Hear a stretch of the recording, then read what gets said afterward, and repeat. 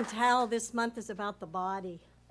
I love that we're celebrating the body, especially this week, this time of year. To every time there's a season, and June seems to be the season of celebration, whether it's weddings or graduations, and it's a perfect time to really start incorporating our body. So if you guys can help me this time around, if you are willing, I saw a couple people back there standing and dancing, so just to help me and everyone get in our bodies, let's just take a breath. Breathe out and just say, I love my body. I'm blessed to be here in this body. I'm blessed to be here. Yes. Thank you. Our talk this month, this whole year is about living everyday wonder. And so each month there's a topic, and last month was emotions, which I'm really glad that we started to speak about, because they are in the body. That's why they're called feelings, because they're in the body. So this month is about the body. And this everyday wisdom moving through us in this magnificent creation called the body. And look at how we use that word, the body of our work, the body of our songs, we use that word all the time, but how often do we feel it? How often do we really sink down into our body from our head to our toes? So today we're going to do a little experiential part of the talk later on. It won't be much. You don't have to get up, don't have to dance, don't have to do anything else, but just anchor in. So I'm going to start with this quote from Psalm. The body is the house in which, for the present, you are living in, and you need to keep it in good repair by a right mental attitude toward its experiences and people. A right mental attitude when you're speaking with people, when you're walking, when you're being with yourself. A right mental attitude with your experiences. And it closes by saying, your body is entitled to your respect. How many of us really, truly respect the body we're in? This gift. We don't have to worry about breathing. We don't have to think, oh, I have to breathe. We don't have to think, oh, my heart has to beat. My legs have to move. We're blessed to be here because it breathes itself. The heart beats itself. The ears hear. The eyes see. We're blessed to be positioned in this place. So how do we respect it? So I'm going to talk a little bit about that today. But I wanted to say that this part that I always love, people say we're human beings having a spiritual experience. And I say we're spiritual beings having a human incarnation. Somewhere along the line, we said yes to incarnating into this body, into whatever body we decided we chose to incarnate into. So if we think about it that way, we're having an incarnation experience. So I wanted to show, let me see if I could do this picture, because what it shows is this photographer took a picture of these people. The first picture was taking the picture. The second one was telling them they're beautiful. And look at the difference between the first pictures that they were taken and the second. By saying you're beautiful, just that one sentence, and the difference in those pictures. So how often do we tell ourselves, you're beautiful? When we look in the mirror, what do we say? Oh, I need a little makeup. Oh, I got to put this on. Oh, maybe a facelift. I don't know, I got some chin. But to begin to start looking in that mirror and saying, you're beautiful, you're beautiful. So I just wanted to start with that. Richard Rohr, who I am a big fan of, he's a Franciscan monk. And in his blog recently, which I really love, when I start asking for help putting together a talk, I always get a download from different places. So he just wrote in this blog, which I absolutely love, because he went back to medieval Christian philosophers. How about that? medieval Christian philosophers back in 1173.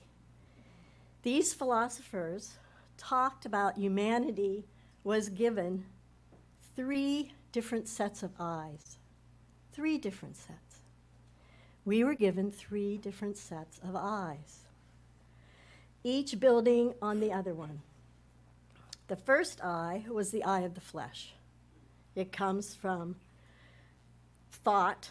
We see with them, we think with them, we judge with them, right?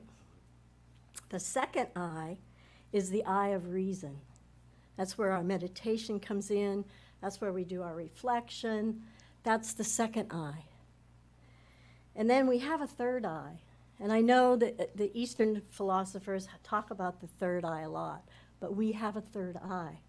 And that third eye is the intuitive eye of understanding. We intuitively know. And I really believe that it's from our second eye and our second practices that moves us into our intuitive eye. There's no processing needed in that eye. We just absolutely know. We absolutely know. So the third eye is the thinking beyond dualistic thinking. It just is. It's kind of like when we say we're anchored and we show up. We're present from our third eye. So think about that when we think about our eyes. We have 3 levels of seeing.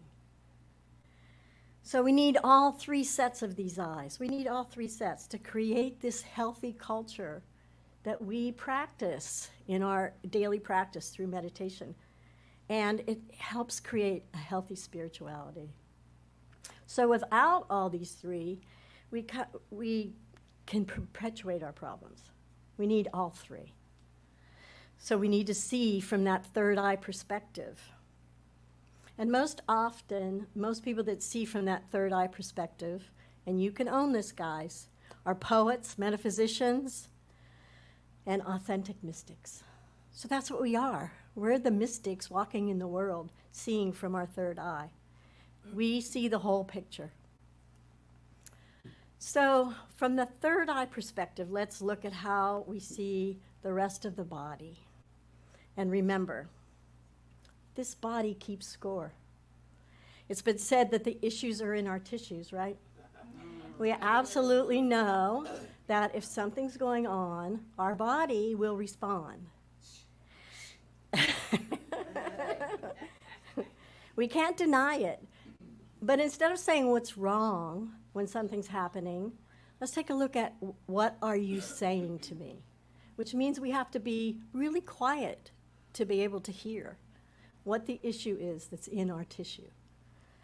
So I just want you to imagine this, because this is so, you could do this every day. And I know I've done it with a few people with the meditation, the 100 trillion cell meditation.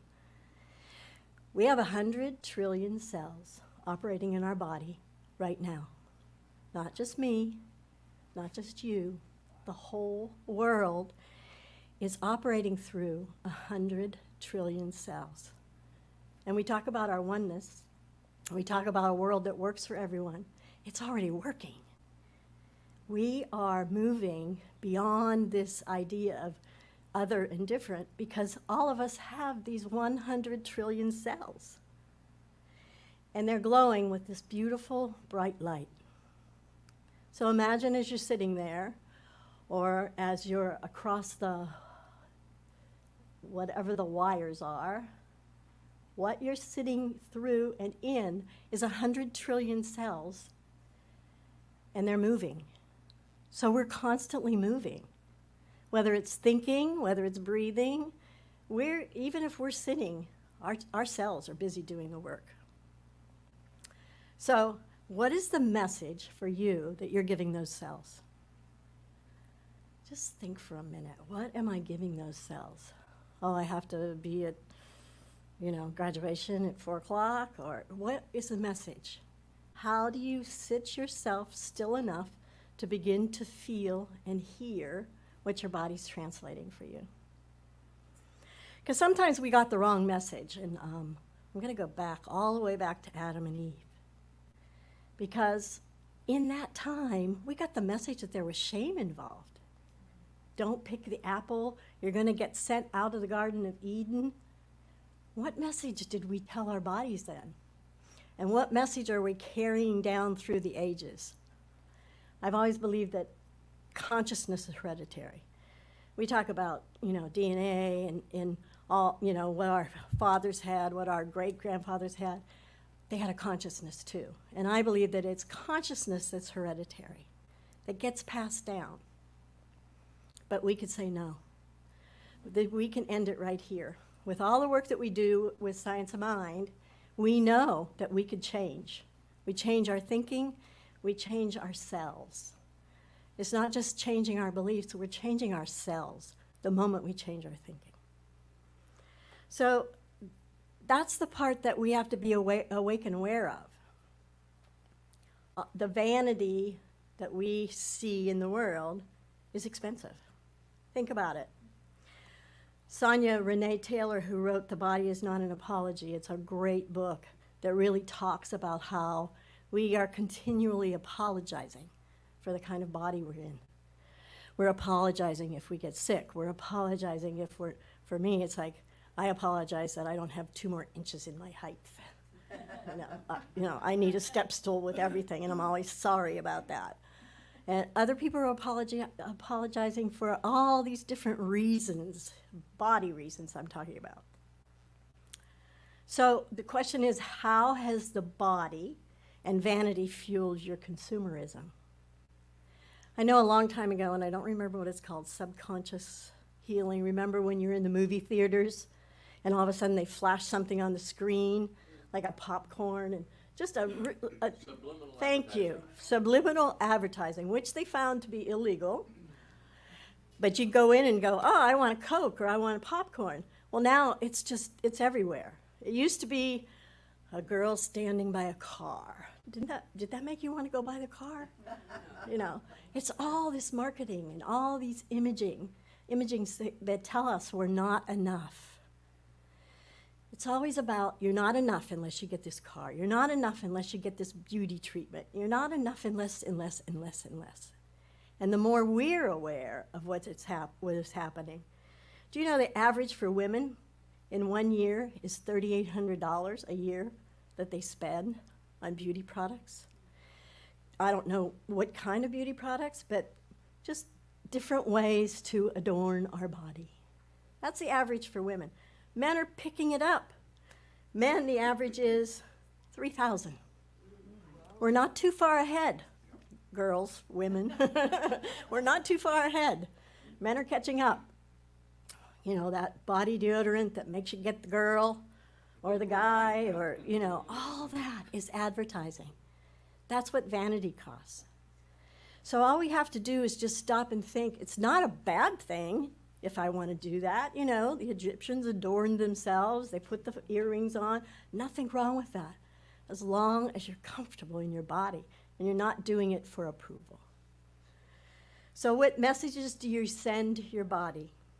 Are they loving or are they harmful? What are those messages? So if you just get one thing out of today, think about those 100 trillion cells. What are the messages that you're sending to those cells? Because that's what's keeping you alive, vibrant, and awake. So another quote I have is, healing depends on experiential knowledge. We have to practice it. We have to experiment with it. You could be fully in charge of your life if you can acknowledge the reality of your body in all its visceral dimensions. That means if sadness is going on, and we talked about this last week, if sadness is going on, where is it? Where is it located? And can you embrace it? If there's joy going on, like Mary talked about, the joy, it just moves through the whole body. The joy, it's never a location, it's just this absolute feeling that just takes over the body. So just to be able to be aware of where it is located in your body and let it speak to you rather than you tell it what's going on. So finding your voice and your body rhythms, They say through your sense of agency. That's the new word now. I don't know if you've heard it or not.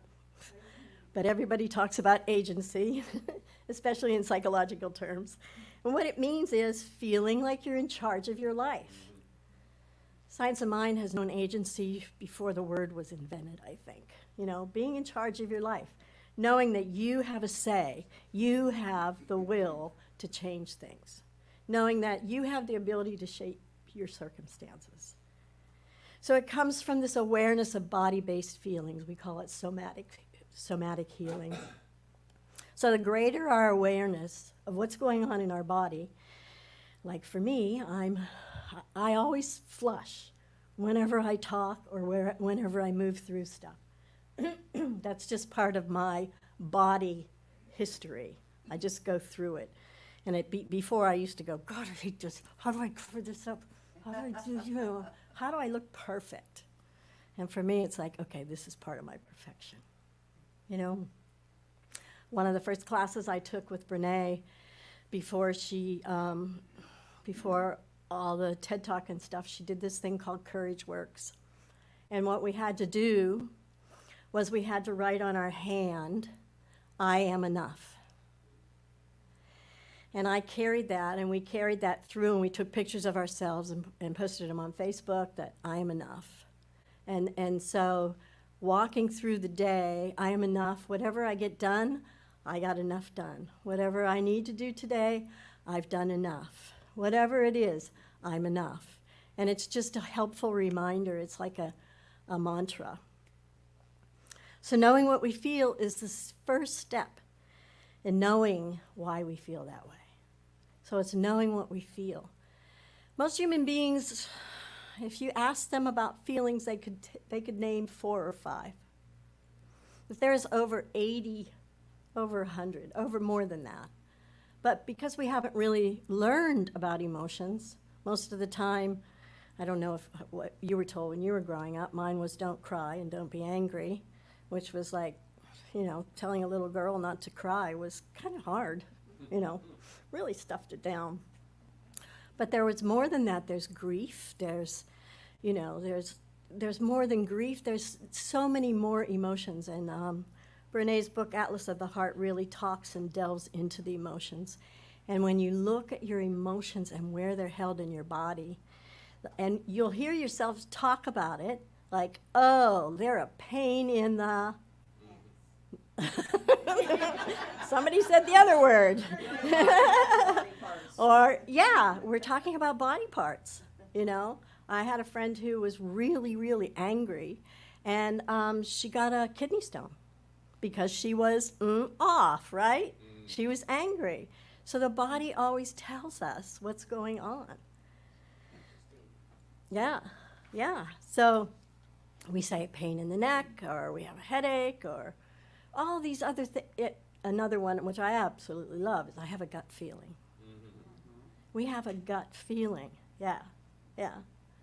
And the love, and we hold ourselves heavy in grief. It comes from most of the time. Other professionals can say something different, but we're holding ourselves. We're stuffing our stuff down.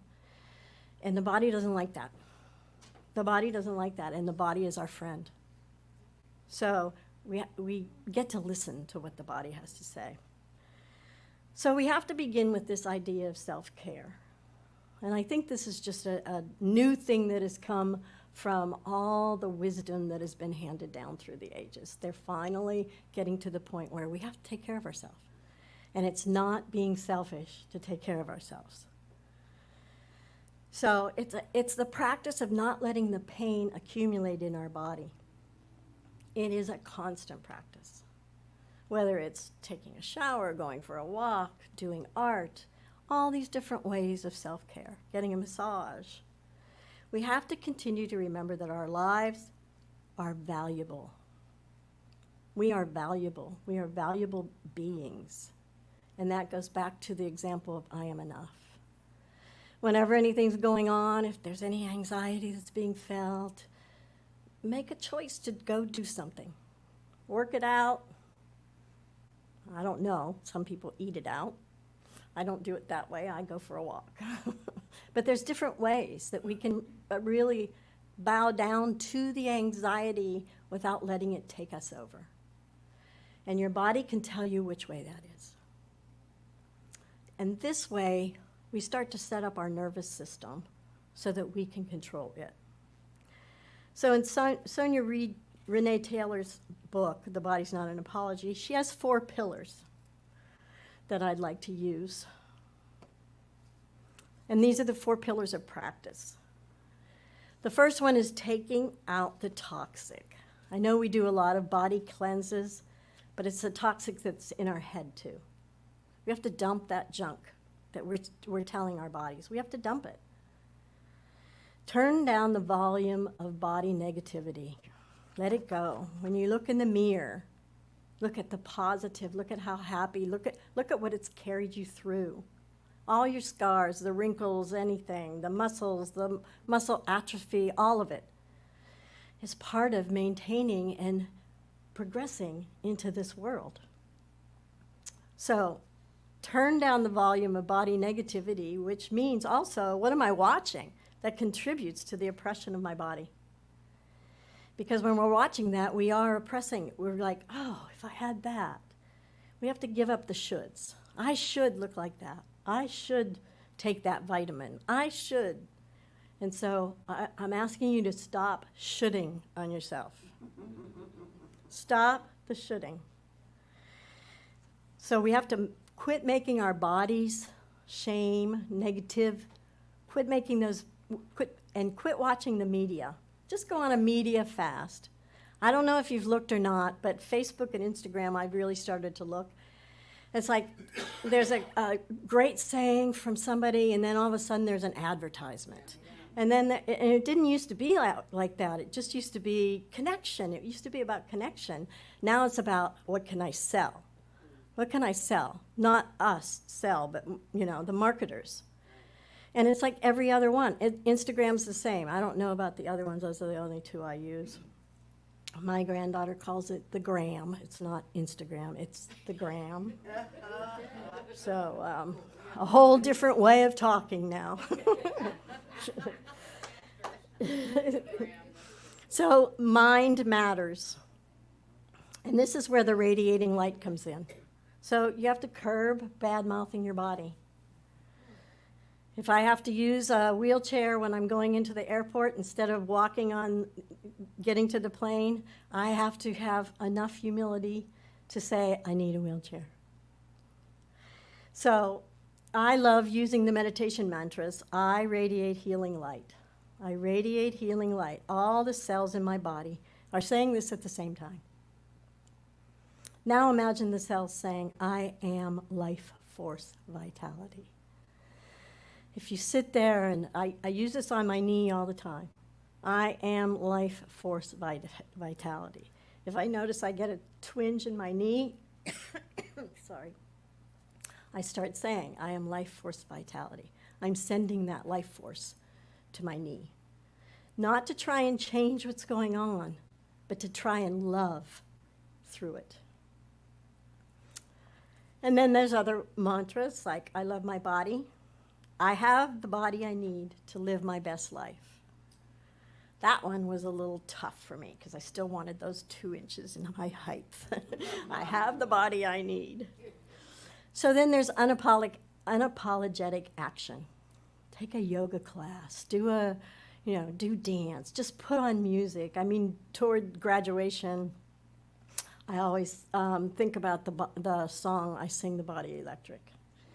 And it comes from a Walt Whitman poem. And it's all about the body, all about the cells and the music and everything. You can't help but dance in that song. And it always reminds me of graduation because the ritual of graduating and the body is taking you down there to the graduation, and the body has been part of your graduation. So singing that body electric, singing it alive, because it is. And then the collective compassion. Once again, I say writing down I am enough is a really good way of doing it, and post it everywhere. Give yourself some grace. Let go of, what did I do to create this? No more. It wasn't created that way. That wasn't the way it was intended to be used. So give yourself some grace. It's like, what do you have to say to me? And sometimes it'll talk, mostly in whispers at first. You know, before the pain is the whisper. And that's where the self-care comes in. It's like, I need a break. And notice when there's that comparison. So a teacher of mine, Betsy Politan, I don't know if people know her or not, but she wrote this. It's called Human Manual. And it's exercises for becoming and staying in your body. And this is the one I want us to participate in today, if you can. It's very simple, and I use it every time I'm going through any kind of stress. I use it on the airplane a lot. So you have it, your left arm out, and you put your right arm underneath your armpit. And then you take your left arm, and you put it on your right arm. And just close your eyes for a minute, and we're just going to do a little bit of that healing golden light.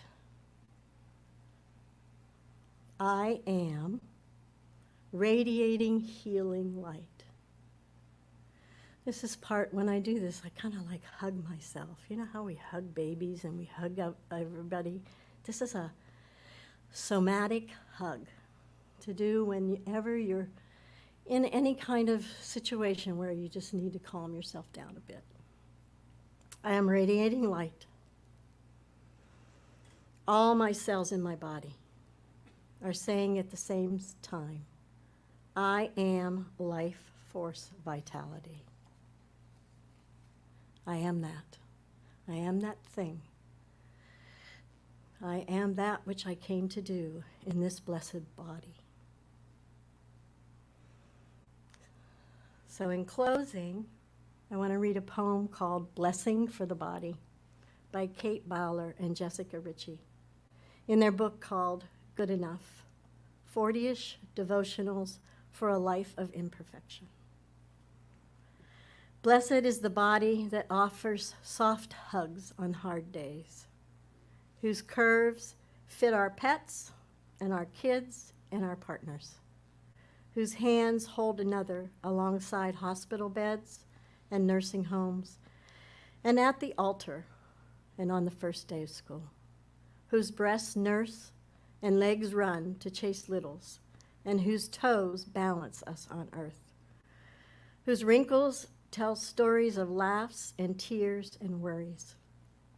Blessed are these imperfect, fragile bodies, this flesh and bone, these cells that sometimes duplicate for no reason whatsoever, the skin that is stitched together with scars and stretch marks and fine lines. Blessed is the body because it is a home, not just for us, but for those who love us. And sometimes you just need to stand in front of a mirror and take off all your clothes and remember that this body, your body, is God's home address. And so it is.